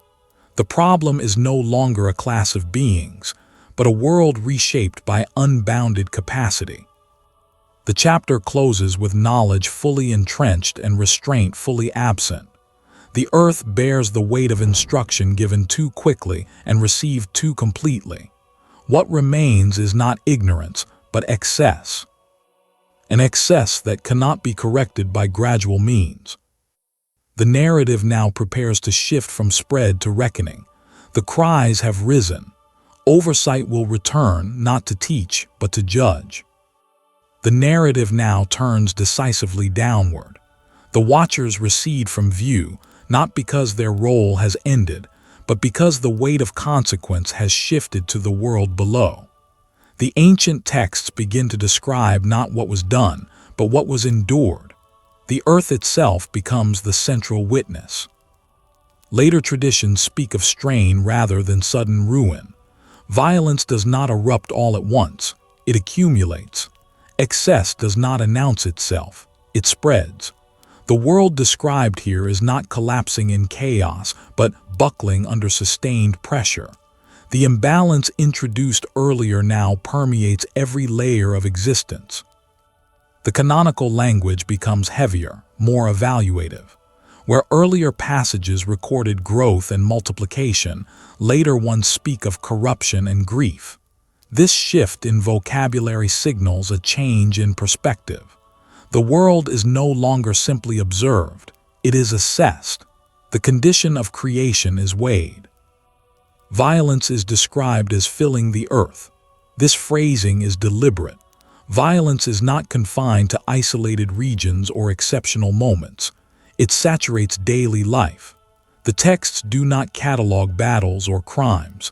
They describe an environment in which harm has become ordinary. Safety erodes not because of constant conflict, but because of constant threat. Excess accompanies this violence. Consumption exceeds replenishment. The giants take more than they return. Systems shaped by unrestrained knowledge extract without regard for balance. Fields are worked beyond recovery. Herds diminish. Human communities fragment under pressure they cannot counter. The earth is portrayed as bearing this weight physically. Later traditions personify creation, describing it as crying out. This language does not suggest consciousness in a modern sense, but testimony. The land bears evidence of what has been done upon it. Blood soaks into soil. Scarcity replaces abundance. The ground itself becomes record. Human suffering intensifies alongside environmental strain. Those without access to power endure displacement, exploitation, and loss. The texts imply that social bonds weaken under sustained imbalance. Trust dissolves. Kinship fragments. Survival replaces continuity as the organizing principle of life. Importantly, the narrative does not attribute this suffering solely to the giants. Human agency remains present. Knowledge received without restraint is used willingly. Violence spreads because it proves effective. Excess continues because it rewards those who practice it. The world is not merely victimized. It is reshaped through participation. This recognition deepens the gravity of the coming response. Judgment will not target a single cause. It will address a condition in which all flesh is implicated, though not equally empowered. The cry of the earth carries many voices, human, animal, and material, woven together by consequence. The Watcher's earlier actions now appear distant, yet foundational. The world suffers not from their presence alone, but from what their presence enabled. Their instruction has become system. Their descent has become history. What remains is outcome. The texts emphasize duration. This condition persists long enough to become normalized. Children are born into it. They inherit a world already bent. Corruption is no longer deviation. It is environment. To live is to adapt to imbalance. At this point, the narrative introduces a crucial shift. Oversight that once watched silently now listens. The cries are said to rise upward, not as organized appeal, but as accumulated testimony. Creation itself signals that it can no longer bear what has been placed upon it. This upward movement contrasts sharply with the earlier descent of knowledge. What came down without restraint now returns as consequence without mediation. The boundary between realms reasserts itself, not through instruction, but through appeal. The chapter does not yet describe response. It remains focused on condition. The world is allowed to speak fully before it is answered. This delay reinforces the justice of what will follow. Nothing is hidden. Nothing is premature. The earth cries because it has been altered beyond its design.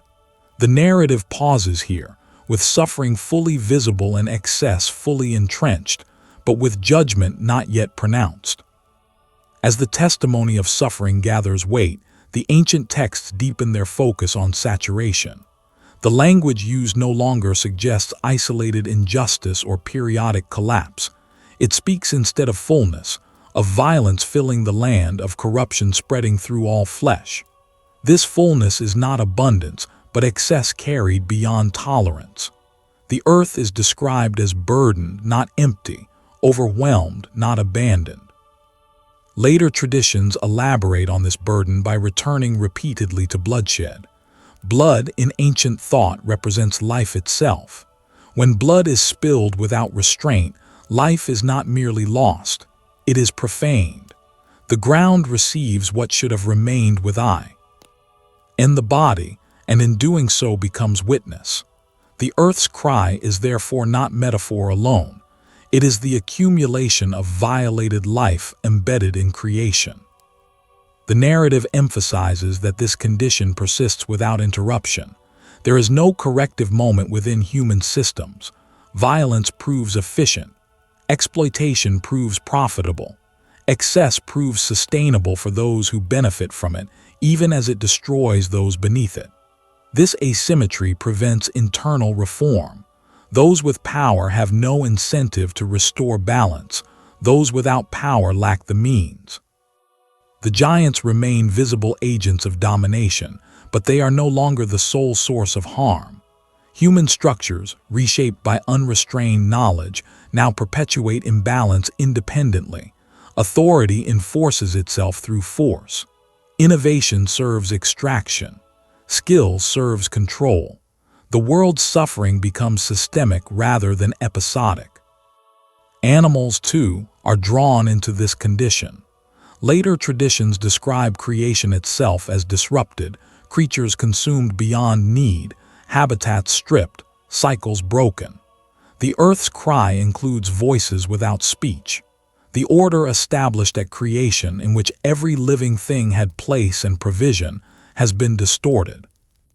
This expansion of consequence underscores the scale of the breach. The Watcher's descent did not merely affect humanity. It altered the fabric in which humanity existed. The earth bears the cost of knowledge misapplied and power unchecked. The suffering described is therefore not incidental, it is structural. At this stage, the canonical narrative introduces a rare glimpse of divine perspective. The text speaks of grief, a term that conveys sorrow rather than anger. This grief is not portrayed as surprise. It arises from evaluation. The world has been allowed to reveal itself fully, and what it reveals is unsustainable. The emphasis on grief rather than wrath matters. It frames the coming judgment not as impulsive reaction, but as measured response. The earth's cry has been heard not because it is loud, but because it is complete. There is nothing left to demonstrate. The condition stands fully exposed. The Watchers, though no longer central in the narrative foreground, are implicated in this evaluation. Their instruction has matured into system. Their offspring have accelerated devastation. Their oath has bound them to a failure now visible across creation. They are not singled out yet, but they are not forgotten. The narrative continues to delay direct response, allowing the reader to understand the necessity of what will follow. Judgment, in this framework, is not correction within the system. It is reset beyond it. The world cannot be rebalanced by reform. The corruption has penetrated too deeply. The cry of the earth thus functions as threshold. It marks the moment when observation gives way to intervention, not because patience has ended arbitrarily, but because endurance has reached its limit. Creation itself signals that it cannot continue under present conditions. The chapter closes with this testimony fully articulated. The world below has spoken through consequence rather than petition. The cries have risen without mediation. Oversight has heard. What follows will not be teaching, nor warning, nor negotiation. The narrative prepares to move toward judgment, not as punishment alone, but as response to a world that can no longer sustain the weight placed upon it. The ancient record introduces judgment not with water, but with separation. Before the earth is cleansed, those who cross the boundary between realms are addressed directly. This ordering is deliberate. Later traditions consistently place the judgment of the Watchers prior to the flood, suggesting that the corruption of the world required more than a single response. The source of imbalance is confronted before its effects are erased. The canonical text implies this sequence indirectly. It moves from describing corruption to describing divine evaluation, then to the narrowing of focus toward humanity alone. The Watchers, once present through implication, disappear from the earthly narrative before the waters arrive. Their absence is not explained in Genesis, but later writings attempt to account for it. The Book of Enoch provides the most explicit description. In these texts, the Watchers are judged not by annihilation, but by confinement. They are bound, restrained, and removed from active participation in the world they altered. This judgment is presented as immediate and specific, distinct from the later judgment that comes upon humanity through the flood. The rationale for this sequence lies in responsibility. The Watchers are not treated as part of the corrupted system below. They are treated as violators of a higher order. Their transgression is not environmental, but structural. They crossed a boundary that defined creation itself. The response to such a breach must address the boundary before addressing what lies beneath it. Confinement, rather than destruction, reflects this logic. The Watchers are not erased because they are not merely offenders. They are witnesses to law. Their punishment reinforces separation. By being bound and removed, the distinction between heaven and earth is reasserted before the world is reset. Later traditions describe this confinement as occurring in places associated with depth and darkness, locations removed from human habitation and from heavenly presence alike. These descriptions are symbolic rather than geographical in modern terms. They emphasize exclusion, not location. The Watchers are placed outside the systems they disrupted. This form of judgment also preserves accountability. The Watchers remain conscious, aware of consequence, and separated from their offspring. They witness the outcome of their actions without the ability to intervene. This awareness becomes part of the judgment itself. Importantly, this confinement occurs before the flood because the flood is not designed to address the Watchers' transgression directly. Water cleanses the earth. It does not restore cosmic order. The Watchers' violation required a response that reestablished boundary, not one that erased life below. The text suggests that once the Watchers are restrained, the conditions for earthly cleansing are set. The source of forbidden instruction is removed. No further knowledge descends. The breach is closed before the world is undone. At this stage in the narrative, the Watchers' story does not conclude. Their judgment is not final resolution but containment. Their fate remains suspended, awaiting a later reckoning beyond the flood narrative itself. What matters here is sequence. Restraint first, cleansing second. The chapter pauses at this moment of containment. The Watchers have been judged. The boundary has been reasserted. The earth, however, remains saturated with consequence. What follows will address that saturation directly. With the Watchers confined, the narrative enters a moment of suspended stillness. The source of descent has been sealed, yet its effects remain embedded in the world below. The ancient texts emphasize this interval to clarify a critical distinction. Restraint of the transgressors does not immediately restore what has been altered. Judgment begins in stages, each addressing a different level of disorder. The confinement of the Watchers functions as a restoration of hierarchy. Heaven and earth, once mingled through transgression, are forcibly separated again. This act does not cleanse the earth, but it prevents further corruption from above. The flow of forbidden knowledge ceases. No additional unions occur. The breach, though still evident in consequence, is no longer active.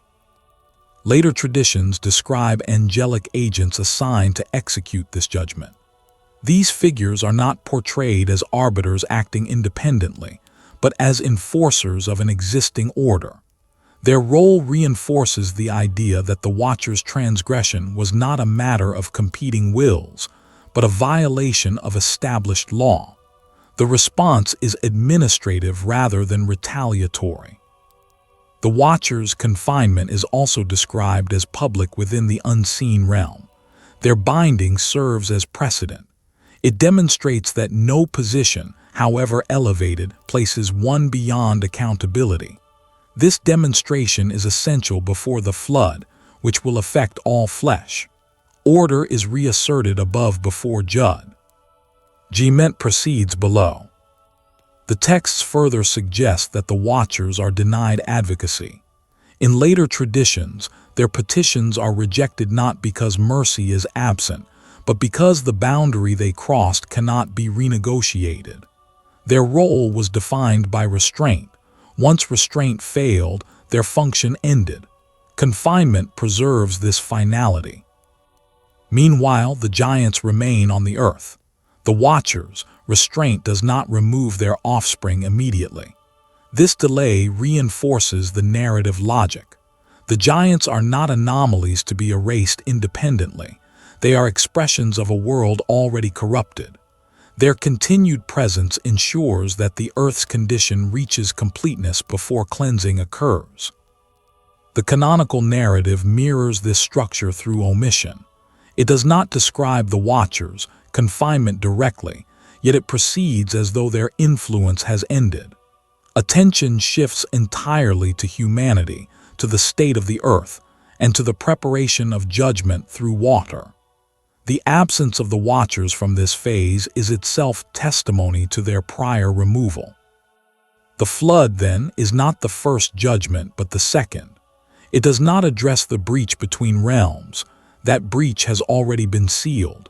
It addresses the saturation of consequence that remains within creation. Water cleanses what confinement cannot. This sequencing preserves coherence. If the watchers remained active during the flood, the cleansing would be incomplete. The ancient traditions insist that order must be restored at its source before renewal can occur below. Judgment before the flood is therefore not redundant. It is necessary. As the narrative approaches the flood itself, the watchers recede into silence. Their story is no longer active, though its effects linger. They remain confined, awaiting a resolution beyond the scope of the pre-flood account. Their judgment stands as a boundary marker between eras. The chapter closes with the unseen realm restored to order and the seen realm prepared for cleansing. What remains is the water, an instrument not of chaos, but of separation, mirroring the judgment that has already taken place above. With the watchers confined and the boundary between realms reasserted, the narrative enters a rare state of quiet. The ancient texts describe no immediate transformation of the world below, no sudden relief from violence or excess.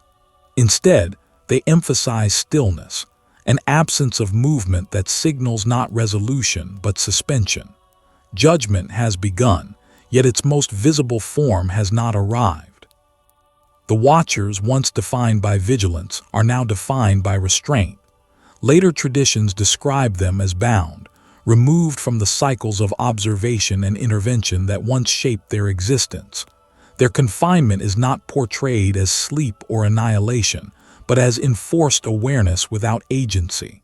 They remain conscious of consequence, yet unable to alter it.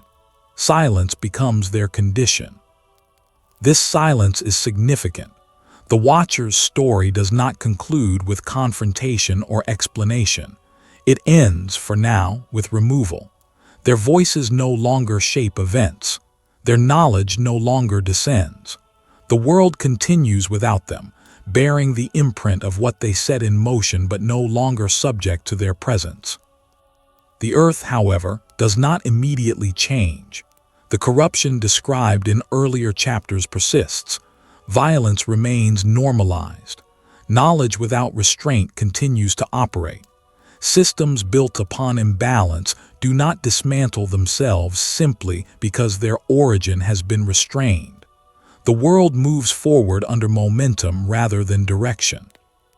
Humanity remains largely unaware of what has occurred beyond its sight. The confinement of the watchers does not register within human memory. There is no recorded announcement, no visible sign marking the restoration of boundary above. For those living on the earth, life continues as it has, strained, violent, and unsustainable, yet familiar. This unawareness deepens the narrative's gravity. Judgment has already begun, yet humanity perceives no interruption. The absence of immediate consequence reinforces the illusion of permanence. Power still holds. Violence still succeeds. Excess still rewards those who practice it. The world appears stable, even as it moves toward erasure. The giants remain present during this interval. Their dominance continues, though later traditions suggest that their strength begins to wane. Deprived of ongoing instruction and oversight, their systems falter. Yet their presence alone is sufficient to maintain imbalance. The earth does not recover simply because the watchers are silent. The canonical text reflects this suspended state through pacing. It slows, it narrows. It begins to focus on lineage again, not as celebration but as selection. Amid a world saturated with corruption, certain individuals are described differently, walking in alignment, marked by restraint rather than dominance. These figures do not resist the giants openly, nor do they correct the world. They endure within it. This endurance introduces contrast without resolution. The presence of righteousness does not prevent judgment, it clarifies it. The world is not condemned because goodness is absent, but because corruption is total. Even those who remain aligned cannot reverse what has been embedded. The silence surrounding the watchers contrasts sharply with the noise of the world below. Where heaven has withdrawn into restraint, earth continues in excess. This imbalance between silence and saturation underscores the necessity of what will follow. Cleansing must occur not because oversight failed, but because consequence has matured fully. The waiting world is thus characterized by delay rather than denial. Judgment is not imminent in appearance, but it is inevitable in structure. The systems in place cannot sustain themselves indefinitely. The earth bears more than it can carry. Humanity adapts rather than reforms. The chapter settles into this tension. Chains hold the watchers. Silence governs the unseen realm. The earth remains corrupted. Humanity continues unaware that judgment has already begun, that separation has already been enforced above, and that what remains is not warning but completion. The narrative pauses here, not to conclude, but to allow the weight of inevitability to settle. What follows will not interrupt a stable world. It will answer a waiting one. The stillness that follows the confinement of the watchers is not empty. It is charged with inevitability. The ancient texts suggest that once restraint is imposed above, time itself becomes the final witness below. The world is allowed to continue exactly as it is, not because it is acceptable, but because it must be fully revealed. Nothing further is required to demonstrate the necessity of what is coming. The watchers remain bound in places described as deep, dark, and inaccessible. These descriptions are not intended as geography in the modern sense, but as condition. They are removed from influence, cut off from communication, and separated from the world they altered. Their chains are not merely physical, they are legal. Authority has been revoked. Their role in the order of creation has ended. The silence imposed upon them contrasts with the continued noise of human activity. Cities still function. Violence still governs. Knowledge continues to circulate. Tools are sharpened. Power is enforced. The absence of the watchers does not interrupt these processes, revealing how thoroughly the world has internalized what was once introduced from beyond it. This internalization is crucial. It demonstrates that the coming flood will not be a reaction to active rebellion alone, but to a condition that can no longer self-correct. Even without further interference, the world trends toward depletion. The earth's cry does not diminish. It intensifies through persistence. The giants, though still present, begin to show signs of instability. Later traditions suggest internal conflict, fragmentation, and decay. Their dominance, once absolute, becomes erratic. This decline does not restore balance, it compounds chaos. Systems built on excess fail violently rather than gently. Humanity remains caught within these failing systems. Those with power cling to it, those without endure. Adaptation replaces hope of reform. Life continues, but continuity disappears. The future no longer resembles the past, it contracts. The canonical narrative, sparse in detail, begins to frame the coming event through contrast. One household is described as preserving order within disorder. This is not presented as exception that redeems the world, but as measure that exposes it. If alignment can exist in isolation yet fail to spread, the system itself is beyond repair. The waiting world does not receive further instruction. There are no new warnings, no escalating signs. This absence underscores a principle repeated throughout ancient tradition. Judgment, once initiated, does not negotiate. The time for deliberation has passed. What remains is execution. The flood, when it arrives, will not surprise heaven. It will only surprise earth. The chapter closes with this quiet certainty. Chains hold above. Corruption persists below.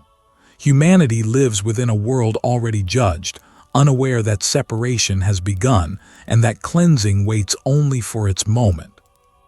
The ancient record does not end with thunder. It ends with stillness. By the time the waters are prepared, nothing remains to be argued. The watchers are bound. Their voices no longer pass between realms. The knowledge they released continues to move through human hands, but its source has been cut away. What was once observed from above now unfolds without oversight, guided only by momentum and habit. The earth carries what it has been given. Violence no longer shocks, it sustains itself. Excess no longer signals crisis, it defines normality. Systems built on dominance continue to function precisely because they are destructive.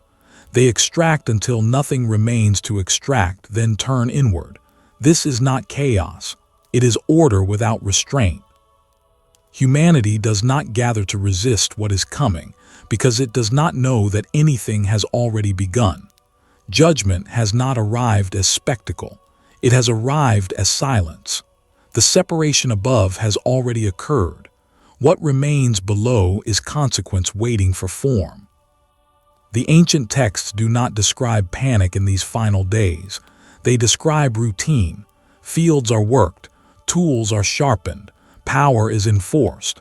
The giants still walk, knowledge still circulates. Life continues under the assumption that continuation itself is proof of permission. This assumption is the final illusion. The watchers, once awake, now remain conscious without agency. Their awareness is preserved, not extinguished. They are left to witness from confinement what unfolds from their consent. Their chains are not merely restraint, they are memory. They hold the weight of cause while consequence moves forward without them. No appeal remains unanswered because no appeal is made. The cries of the earth have already risen. They do not need to rise again. Creation has testified fully. The record stands complete. The flood, when it comes, will not be a debate. It will not target innovation or strength or knowledge in isolation. It will address saturation, the condition of a world reshaped beyond recovery by accumulation rather than accident. Water does what fire does not. It does not select, it separates. The ancient mind understood this. Water returns things to boundary. It covers distinctions. It silences excess. It erases pathways without destroying the substance beneath them. It does not argue with corruption. It removes the space in which corruption operates. That is why the watchers are judged first. The boundary between realms must be restored before the boundary of the earth can be redrawn. Heaven is sealed. Earth is prepared. Only then can cleansing proceed without repetition. Nothing in this sequence is hurried. Nothing is reactive. The patience described throughout the record is not indecision, it is completeness. Every system is allowed to reach its end. Every imbalance is permitted to show its full shape. When the waters arrive, they do not interrupt potential, they answer reality. The giants will fall not because they are singled out, but because the world that sustains them cannot continue. Knowledge will not vanish, but it will be buried beneath memory and loss. Humanity will not be erased entirely, but reduced to continuity rather than expansion. The ancient texts do not dwell on grief after this point. They do not linger on what is lost. They move forward quietly, carrying fragments, names, ages, lineages across the waters. Survival is described without triumph. Preservation is not victory, it is necessity. What remains after the flood will not be innocence restored, but scale reduced. The world will remember without fully understanding. Stories will persist, of giants, of watchers, of a time when heaven came too close. These memories will fragment into myth, into fear, into warning. The full account will not survive intact because it was never meant to. Some knowledge cannot be carried safely across eras. The closing silence of the pre-flood world is therefore not empty. It is deliberate. It seals a chapter of creation that expanded too quickly, learned too much without measure, and crossed boundaries meant to protect both realms. The waters will come. But long before they do, judgment has already spoken, through chains, through silence, through a world allowed to become exactly what it was shaping itself to be. And when the rain finally falls, it will not erase a mystery. It will close it.